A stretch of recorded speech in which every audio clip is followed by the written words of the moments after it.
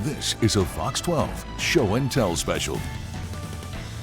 Hey everybody, I'm Bonnie Silkman. And I'm Tony Martinez. And thanks for tuning in to our Show and Tell holiday special. Show and Tell, fourth year we've been doing these stories. What we do is it's our chance to celebrate people in the community who have an object of personal, historical, or cultural interest to share with us. That's right. And the first story we're highlighting, well, it shows a person I know very well. I happen to anchor the news with him every morning. Yeah. And this is going to be the story about Joe Fathiathil and when he met the Pope. Very few people can claim to have ever met a pope from any era. One of those few, though, is our very own Joe Fathiathil, seen here with Pope John Paul II. So, how, where, when? So this was Why? in February of 2001. I was in Vatican City, and I had a chance to have a brief encounter with the Pope when my uncle became a cardinal in the Catholic Church. What do you remember about this moment? You look very solemn. Yeah. And you look maybe a little bit nervous. Yes, this is one of the maybe the most surreal moments of my life. You've got to remember, at this time, he had been the Pope for 23 years, I believe. Yeah, one of the longest running popes, It was the 26 first years. one I ever met. And so all of a sudden to see him in a very kind of out-of-body kind of spiritual experience, very unusual to see a person like that in the flesh. It was a very brief exchange. You wait in a line, you go up there, you literally kiss his ring. I kissed the Pope's ring. Wow. And then he gives you a blessing and you're on your way. And it was So you just look him in the eye, but you're not talking at all. I said, Your Holiness, which is how you address the Pope. On this occasion, there were 44 cardinals that were appointed all in one day. I see. And so there were people from all over the world in Vatican City. And by the way, one of the other cardinals that was appointed was the man who would eventually become Pope Francis. He and my uncle were part of the same class of cardinals. And so that was, in retrospect now, to look back on it, not only did I meet one Pope, but I was in the presence of a future Pope as well. Those of us who work with you have known that you had this encounter many years ago. And when I pictured what the picture would look like, I kind of assumed you would both be looking at the camera. Well, I guess you don't do one of these, you know. No, it's with not the selfie Pope. time. Yeah, no, I mean, so it's like you really kind of like get serious pretty quickly there, it looks like.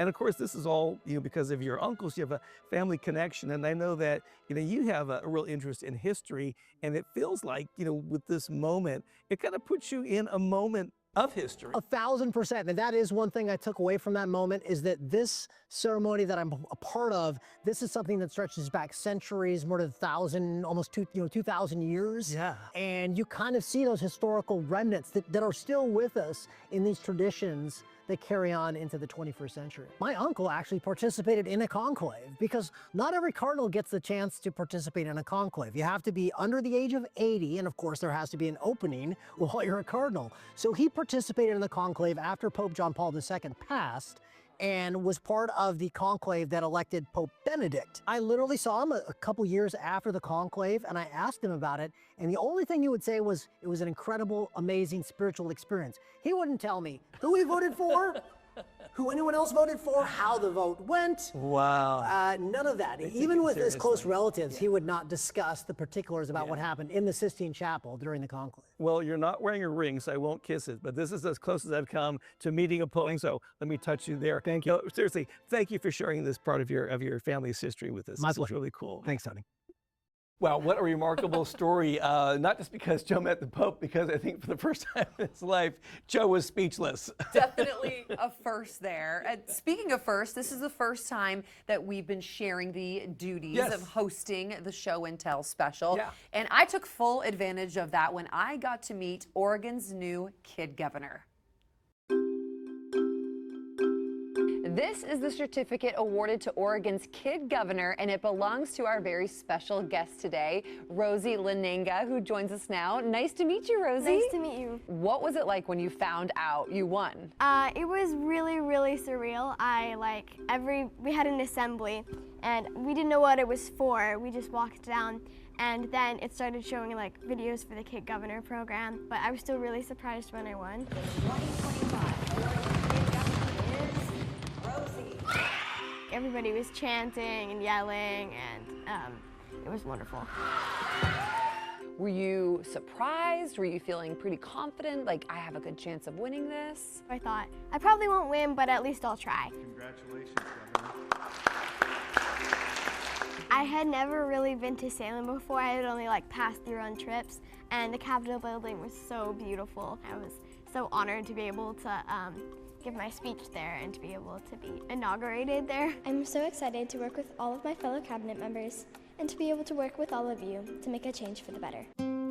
Every kid governor runs on a platform, something that's important to them. So what was your platform? My platform was climate change and how we can act on it in Oregon, because I think Oregon is such a beautiful, wonderful place with all of the greenery, and I want to make sure it stays that way. So my plan is ACT, which is ACT, and so the A stands for acting in your home. You can doing the little things like recycling, composting, riding your bike instead of driving a car, turning off lights if you're not using them, shorter showers, like anything you can do to help.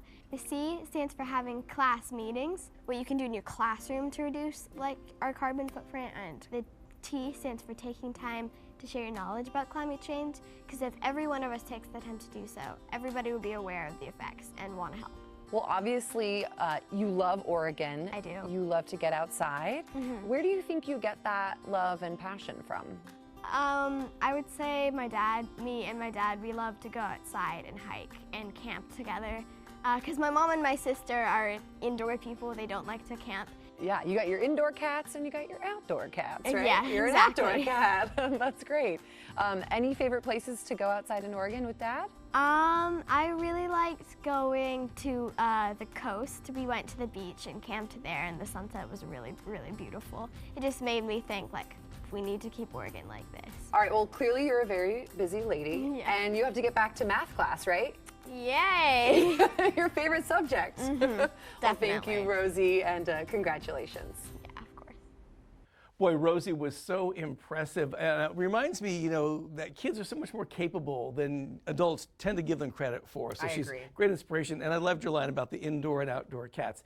Are you more, you're outdoor cat? Outdoor cat over Totally. here. I can totally see that. For me, it might depend on the weather, but yeah, you're definitely an outdoor That's fair, cat. that's fair. All right, well, when we come back, we are highlighting a woman who's not only a loved professor at Portland State University, but she also came this close to winning a Music Educator Grammy. Yeah. Pretty incredible. That story is coming up next as we continue our Show and Tell holiday special. You're watching a Fox 12 Show and Tell special.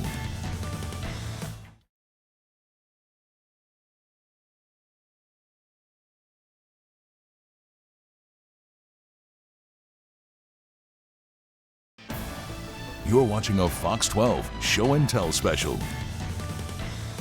Welcome back to our Show and Tell holiday special. Yeah, one of my favorite parts of Show and Tell is showing you, the viewers, some of the most amazing people who call Portland home. Yeah, really a great example of that was when I got a chance to sit down with Cody Raven Morris. She's an educator at PSU, but also was up for a Grammy. Just one of the most dynamic women I've ever met. And what she showed me were the memory boards that she uses to make her future dreams come true.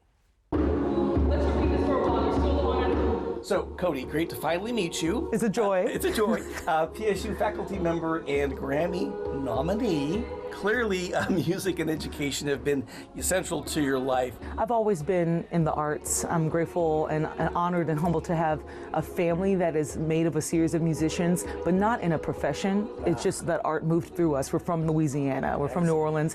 Everybody sang in our classes, at church, in celebrations in the street, Mardi Gras, so on and so forth. 1, 2, and Well, and so much of your musical and educational story is told in your memory boards. So just kind of walk me through some of the highlights on this one that we have here in your office. Oh, I love this. This was actually a gift. It started as a gift from the last class of freshmen I taught at North Shore Senior High in Houston, Texas. Here are pictures of them at the same event and performance. So how many of these memory boards do you have?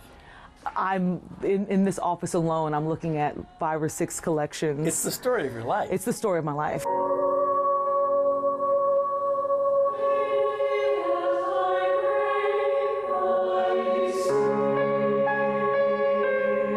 At this point, you're one of 25 nominees out of a field of like 2,400 That's right. applications for this Music Educator Grammy.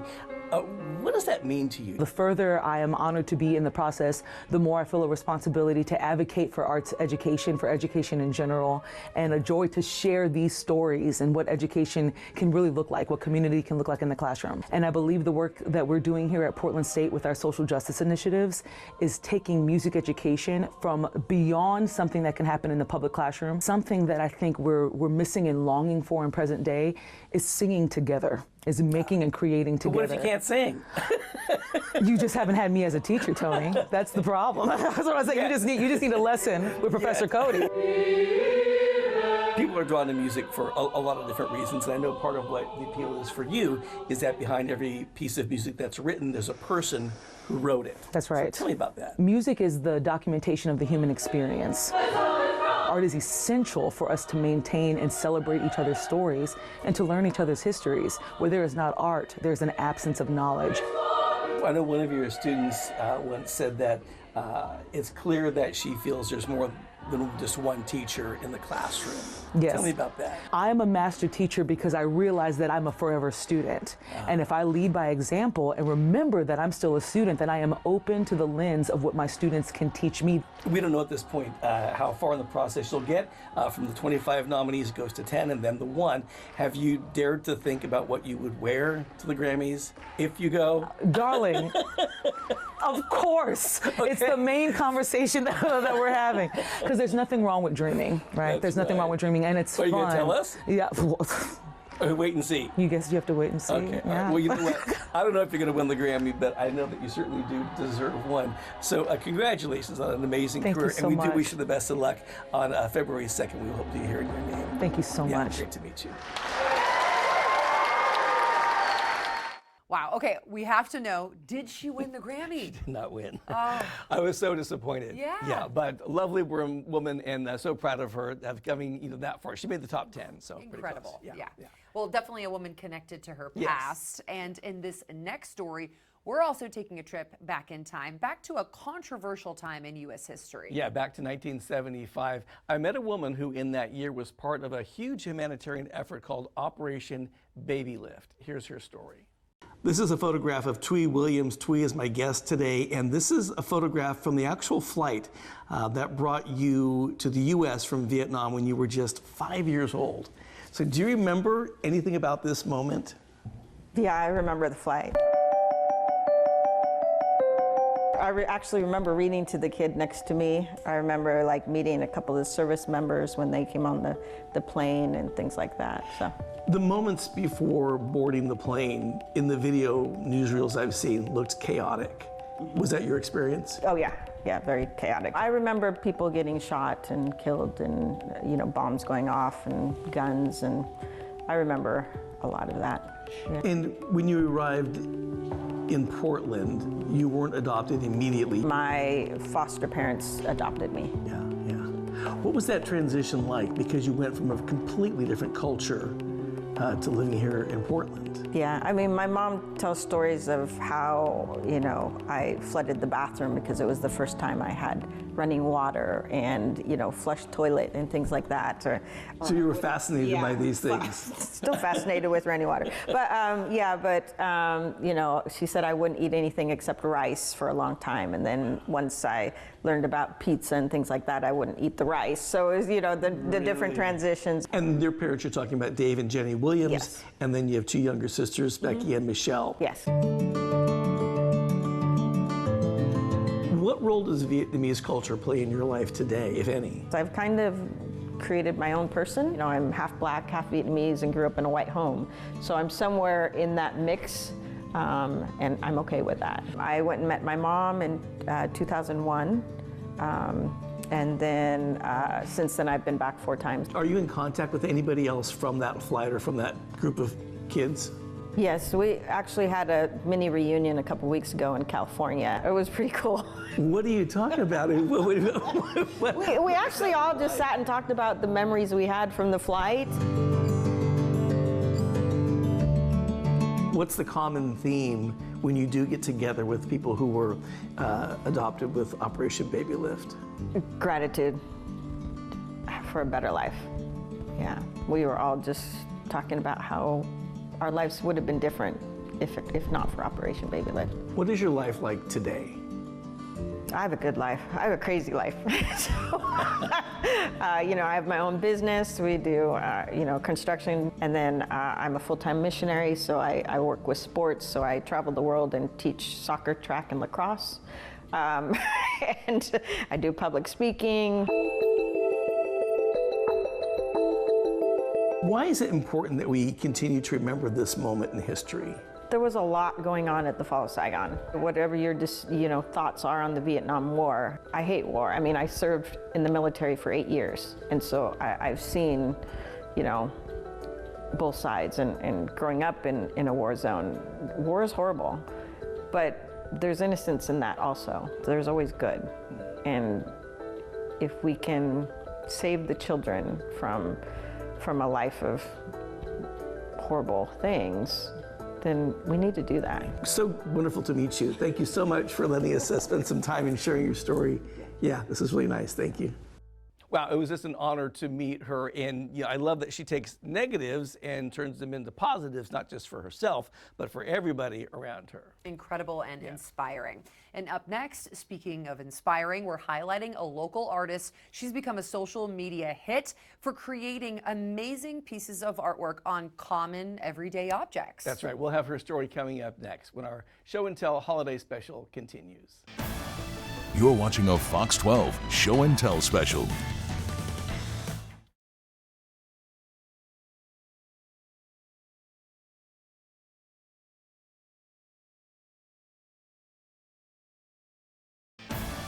You're watching a Fox 12 Show and Tell special. Welcome back to our Show and Tell holiday special. Yeah, we're beginning our 4th year of bringing you these stories of people in our community who have an object of personal, cultural, or historical interest to share with us. And if you know Portland and the people of Portland, there are so many stories to tell, especially when it comes to our local artists. Yeah, I met a woman who makes these teeny tiny designs. They're basically fireplaces, but she does them on coffee mugs, and she has gained so many followers on social media. Just a lovely woman. I had a chance to sit down and find out how she makes all this art happen. This is her story. Based on the stockings hung by the chimney with care, you'd think I was sitting fireside at Christmas time, but alas, I am not. I am sitting with Michelle Briones? Yes. Yes, who is the creator of this amazing art. It's the fireplace done in miniature. Yep. But the detail is incredible. Thank you. Yeah. So how did this all start? I was given the advice in grad school to make something that, one, I wanted to own, and two, didn't exist on the market yet. But I grew up around fireplaces, and they just embody home and cozy, and I thought, what better to have a fireplace in a mug? The detail, though, is incredible. So tell me about the time it takes to put these together. These can take me about a month from start to finish. A month? Yeah. The more detailed ones can take, like these ones took me from start to finish about 2.5 months. So how do you do this? Do you sketch out a design, or do you just start putting stuff together? I mean, there has to be a plan, right? Most of the time there isn't. I Really? have kind of an idea in my head, and then for these more one-of-a-kind ones, I will throw a bunch of different bodies and I'll spend some time with it. And then as I start decorating them, I kind of figure out what personality I want them to have. So do you surprise yourself? Oh, yeah. How old were you when you first realized you had kind of the ability to express yourself artistically? Oh gosh, my mom would probably say a couple years old, and knew I wanted to go to art school. I knew I wanted to make art and be an artist. And luckily I had a really supportive family who helped me with that dream, and here I am. So the first fireplace you made, did you kind of go, I'm onto something? I sculpted the very first one. I think it was in 2021. That was my very first fireplace. And before it was even finished, someone asked if they could buy it. And so there was kind of like a little light that went on, and I was like, oh, wait a minute, maybe I should make a couple more. And then they just started getting crazier and crazier. Have you found that your work has opened doors for you to touch people's lives in ways that you didn't expect? Yeah, I mean, I have made a couple mugs where people have reached out. It was a one-of-a-kind mug, and they bought it and then sent me a message afterwards and said, I had to get this one. It reminded me of my childhood fireplace. It reminded me of my childhood home that my parents just sold, and that's been really lovely and really great. I had someone last week who said, I've just been going through a really tough time and I've had my eye on one of your mugs and I decided to go ahead and get it, and the joy that it brought in a time of sadness just like really made my day. And so hearing those things, yeah, it's really special. Wow, well, congratulations to you. They are beautiful, and it's lovely to meet you and find out more about the process. So Instagram, is that probably the best place to find you? Instagram's the best, yeah, at briones.made. Okay, Yeah. all right, we'll check them out. Cool. Cheers, if we gently. There you go. Cheers. Pretty cool, right? Amazing. Yeah, and she sells out of everything, and some of those mugs sell for hundreds of dollars. But just love to see that she's doing what she loves to do, and it's being well received, and everybody's happy. So much talent, and each one is so different, so unique, and what a great gift idea for the holidays. Yes, yeah. Speaking of unique, we're about to tell a story about a man you met at the Grand Floral Parade. Yeah, I had like a 20-second conversation with wow. the Teacher of the Year, but I was so impressed that I just wanted to sit down and talk to him with a little bit more chance to get in depth and find out more about him. This is his story. So there it is, Teacher of the Year, Brian Butcher, and here he is. Congratulations. I appreciate it. Thank you so much. So you're like halfway through your term now. Was it a complete surprise when you found out that you'd won? It was a total surprise. Was it? They tricked me into an impromptu assembly. I normally have my hands in like what's happening at the school, the community, so hearing that there was a surprise assembly was like, I kind of felt like left out. Like, wait, what's going on? I truly enjoy teaching.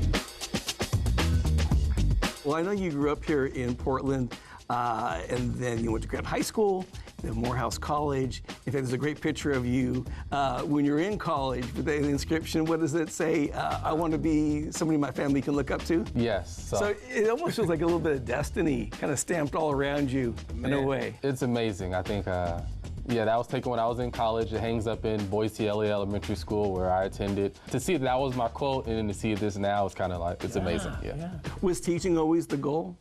Working in the community was always the goal. I think I wanted to be a counselor and a teacher, but something involved with kids and something to be a part of the community. And you mentioned Boise LA, that you taught there, but now your twin sons attend, or they did attend. They attended the preschool program, which was awesome. They get to see my picture on the wall. Like, that was pretty awesome. You teach at the middle school level. You have for 8 years now, and that's such a pivotal year, not just academically, but like developmentally. Just try to steady the ship, right? Like, there's a lot of things that are happening with them. I recognize as a teacher that for a 12, 13-year-old, math is not the most important thing happening in their day. They can let me know, Mr. Butcher, you're outdated. Like, you got to update with this, or that's how my mom takes pictures on their phone, right? And like, I got to be open to it, but it creates that street of knowing that we have a good relationship. Yeah. Well, and you teach at Beaumont, but we're at SEI today. So what is your connection to this organization? Oh man, I've joined this program when I was in the 2nd grade. They provided a summer opportunity for so many people in our community, right? And I continue to see it grow. I know that you recently got a chance to get together with former Teachers of the Year. I try to just soak in their knowledge, their experiences, seeing what we can do as a collective as we continue to move forward for the state of education in Oregon. Yeah.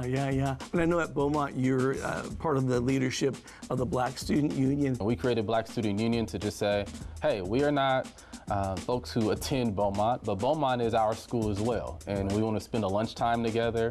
We want to get together after school and go catch a movie, right? And just knowing that they have a sense of community within this community that they're a part of. You have a reputation for giving your students nicknames after you get to know them. Now, you've known me for about a half hour. Anything coming to mind? Oh, man.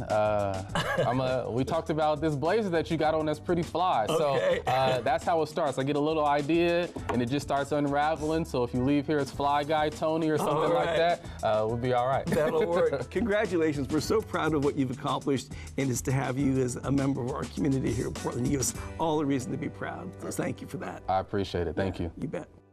Wow, what a cool teacher. Yeah, makes you want to be in 7th grade again, right? Almost. Yeah, almost, yeah. Yeah, he and his wife both grew up here in Portland. Lovely people, lovely family, and one of those families that kind of makes you just proud to live in Portland. Definitely, absolutely. Well, it was so fun looking back on all of these stories and sharing these show and tell stories with you once again. I can't believe we're already in our 4th year. I know, so keep those stories coming. If there's an item you want us to show and tell about, send them our way. We're ready and waiting. Thanks for watching, and happy holidays, everyone. Happy holidays. Thanks for watching this Fox 12 Show and Tell special.